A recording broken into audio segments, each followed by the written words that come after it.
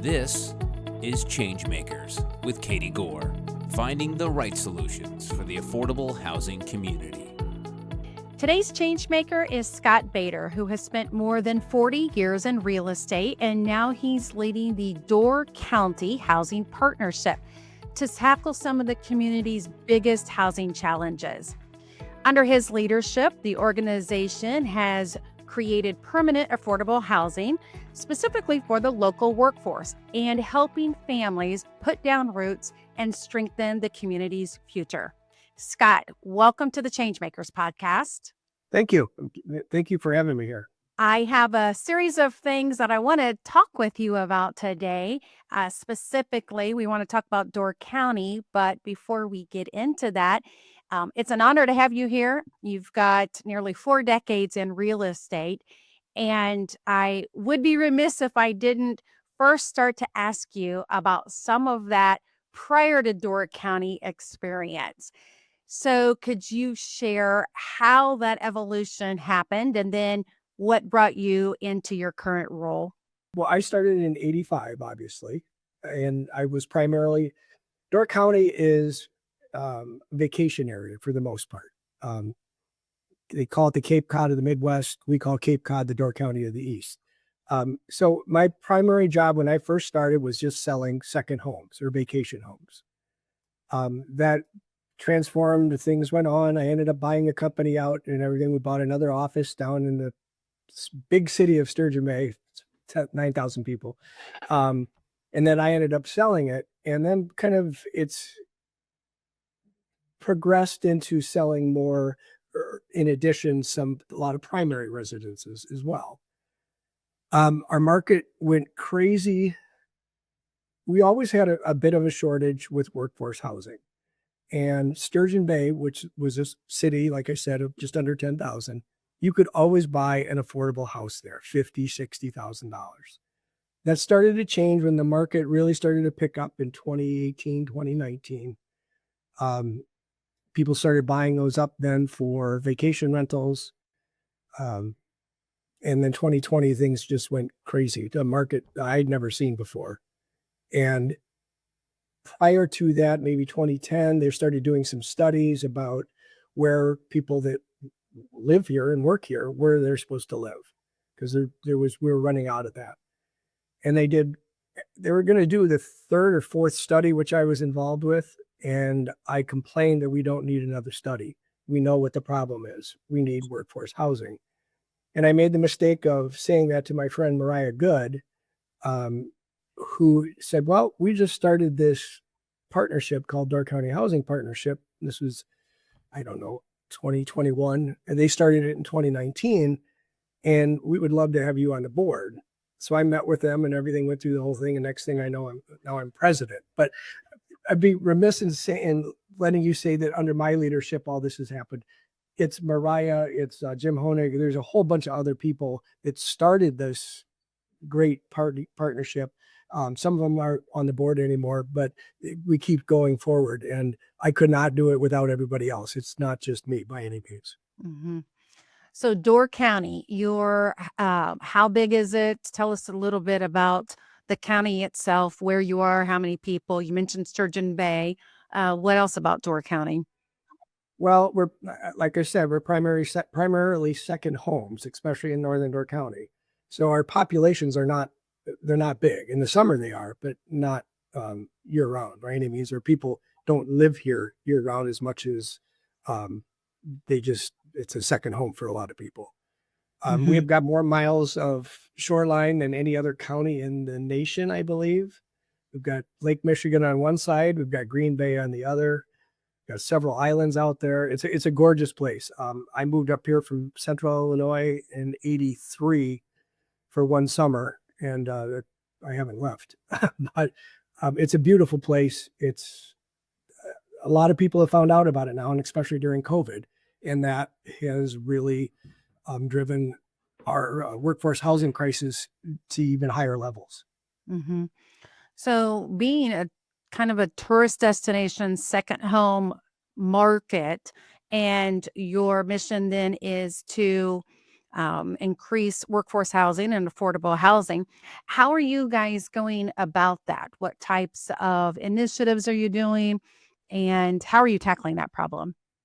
Well, we do it. It's a thing called a community land trust, and there's several going up. There's several in Milwaukee, Wisconsin, a bunch in Madison.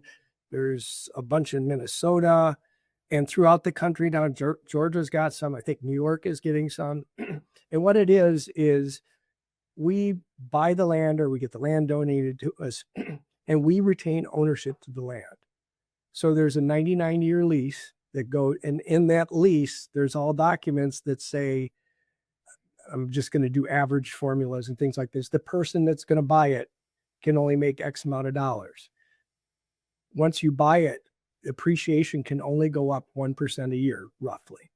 So that ensures that it's going to remain workforce housing.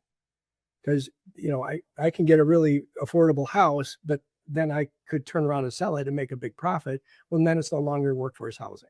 So they still own the house. They have exclusive rights to the land, to use the land and everything. We then either build the house in partnership with Habitat, or our next build that we're under construction right now that's almost done, or is going to be done in November, I believe, that we're hiring a private contractor. We then subsidize about 50% of the cost. So if the house cost, and that's the other problem, is housing costs are going up a lot. But if the house costs us, say, $250,000 to build, we subsidize $125,000. So they're buying a house for $125,000. They have to get a mortgage for that, and there are lenders out there that will do that. And then it's their house. Mm-hmm. So with this 99-year lease model, what would be the ultimate goal for you guys as an organization to produce so many units or to have a certain portfolio in certain neighborhoods?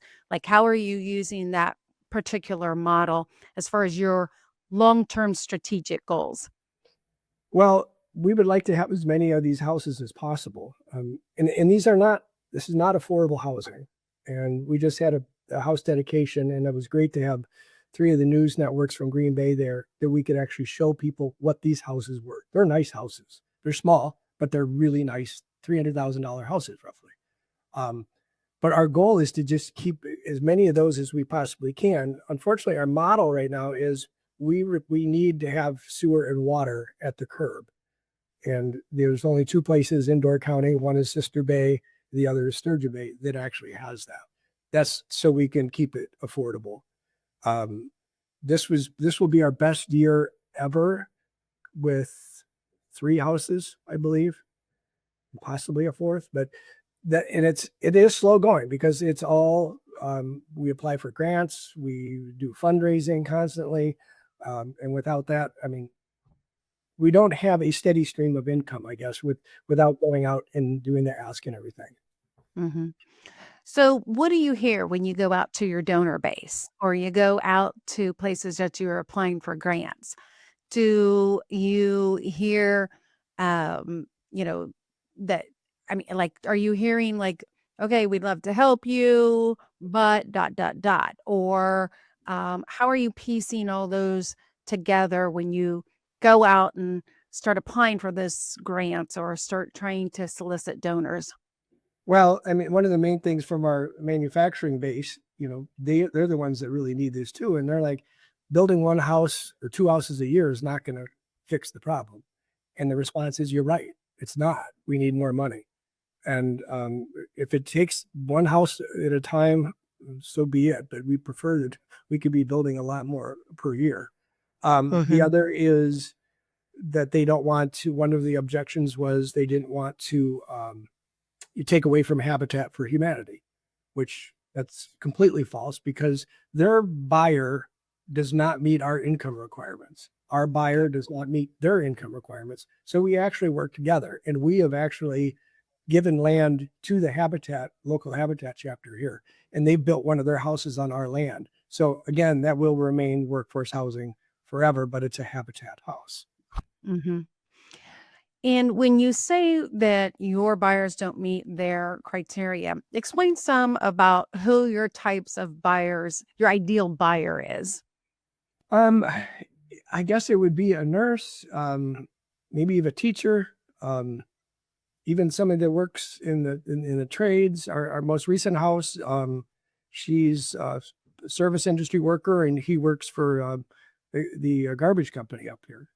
The prior ones to that, she ran Northern Door County Daycare Center, which that's how we got one of the grants up in Sister Bay to buy all this land from the state. Was they wanted something that would be in conjunction with also solving the daycare crisis, which we also have up here too. Um, our last two down in Sturgeon Bay, she worked actually managing second home rentals. She had two kids, and the other woman worked at one of the local manufacturing companies, and she also has two kids too. We've had a couple other guests on the podcast, one from Vermont and one from Steamboat Springs, and both of them had that same type of a tourist economy, but they were struggling with people to be able to work the jobs. And they, in one particular case, they had a lot of high turnover because people were having to commute so far because they had to Mhm. live out so far because to be able to try to afford the rents. And the communities got really creative and said, we want to be able to have people who can work the jobs for the ski industry and so forth. And so they were trying to find the land to be able to build, and they had a really creative model to do that.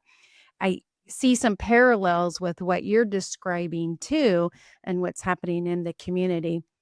Um, Ideally, how many houses would you like to be able to build per year to meet some of your demand in Door County?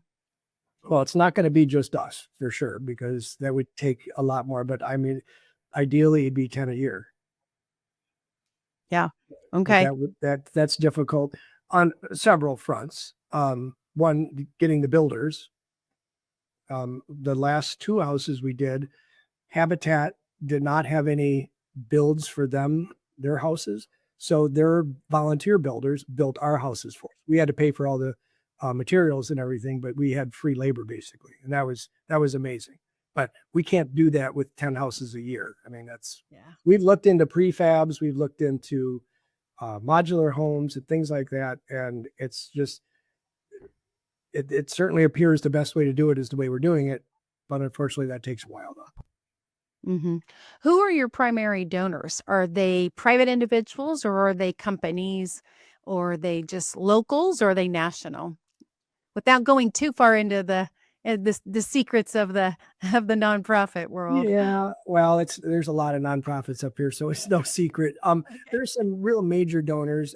Door County Community Foundation is a foundation that is they will collect funds from other donors and put them together. Then they can distribute some of the money, or if they're there, it's a donor directed fund. So we do get some money from them. Just private donors primarily. We do also do get substantial donations from the manufacturing companies up here, the hospital, and things like that. Mhm. If you were going to plot out where you wanted the Door County Housing Partnership to be in the next 5 and 10 years, how could you predict what kind of future you would want it to look like? Well, we're going to need more land. And I think what we would also like to see is if there was something that we could do in conjunction with government, not the government's running the show, but that they realize that there's a crisis. And right now, I mean, the state has given us money to buy land in Sister Bay. The village of Sister Bay had foreclosed on some land. They gave us a really great deal on it, provided it would be workforce housing.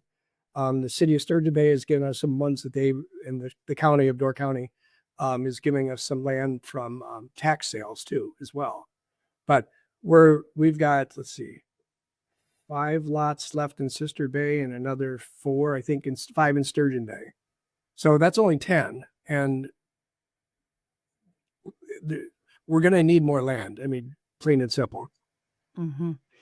So, walk us through when you move a person into one of these houses. is. A lot of people are familiar with the habitat process, but talk to us about your process and what it's like when somebody moves in. Well, they typically will work with that buyer. When we select the buyer, we've got a pretty good waiting list. We will sit down with them, with the builder and everything else, and they can pick out some things too. And if they wanted, like one woman, her dad was a painter, so they did all the painting and everything. They're able to custom paint the inside of the house and things like that. Once everything is done, or done enough that they can move in, like we've closed in February, well, the landscaping's not done then, obviously. They move in. We usually will try to have an open house or a little get together, which we just did on our last house in Sister Bay last week, actually. And a little celebration and things like that. And then once they move in, like I said, it's theirs. There's, some little hiccups that will come up to, what about some requirements about trees or something like that? And what about the landscaping? How come that's not done? And things like that. But it's all good. Everybody seems, it's a really happy celebration. It really is. Mhm. And do you hear testimonials? I'm sure you do, about how people's lives changed once they moved into this property. Well, I think it's just moving into the property right off the bat. They say that their life has changed, and how that they never thought they'd be able to own a house up here. Mhm. And even with, because there are apartments up here, not mostly down in Sturgeon Bay, but even those are getting so expensive that, and you just have an apartment then. They're nice apartments and everything, but now you've got a 3-bedroom, 2-bath house with a 2-car garage, with your own yard and everything else for the kids to play in. Yeah, we just don't. It's a very difficult dream to achieve for a first-time home buyer up here. It's almost impossible. And that's why actually I got involved originally, was because I didn't create this crazy market up here. It happened, but I certainly benefited from it.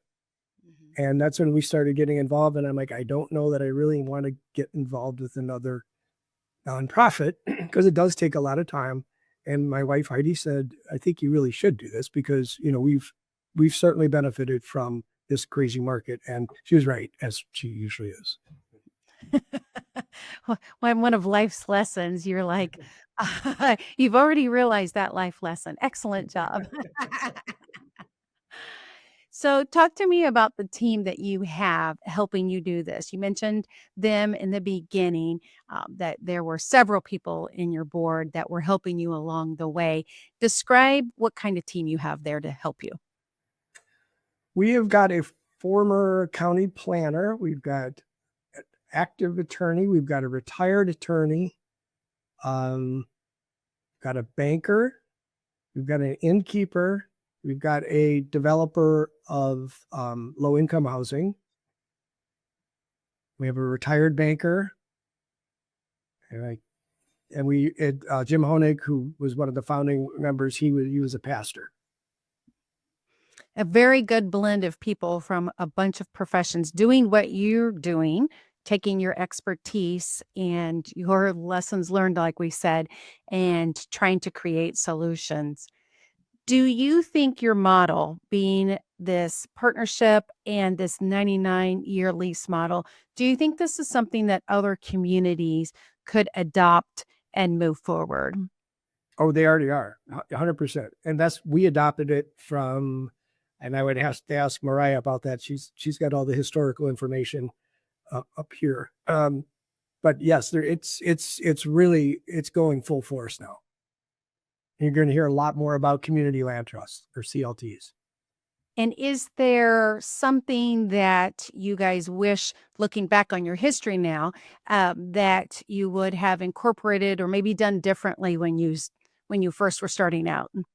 Well, yeah, it's always evolving, because we realize one thing when we go through the qualifying things or something like that. Oops, we really shouldn't do that, or this would be better that way. We're constantly going over what I would have, if I would have had to say in it, and it would have worked out. To me, also having a multifamily meets our whole with the, owning the land, because a condominium, no one individual owns that land. And if you could have like townhouses or something like that, you're going to get a lot more dollar per square foot with multifamily. And I think, and we are still looking into that, because we do have enough property that we could probably build a 4-unit or something like that.